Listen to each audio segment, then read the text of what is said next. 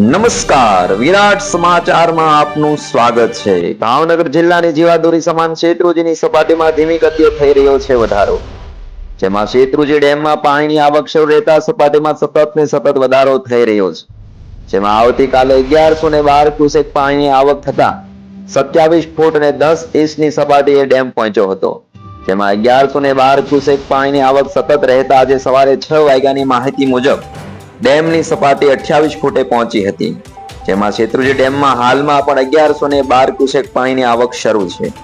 Dam overflow થવામાં 6 ફૂટની વાર છે। પાલિતાણા શેત્રુંજી ડેમમાં ધીમી ગતિએ પાણીમાં વધારો થતા ખેડૂતોમાં પણ ખુશીના સમાચાર જોવા મળ્યા છે। આવા સમાચાર સાંભળવા માટે અમારી ચેનલને લાઈક કરો, શેર કરો અને સબસ્ક્રાઇબ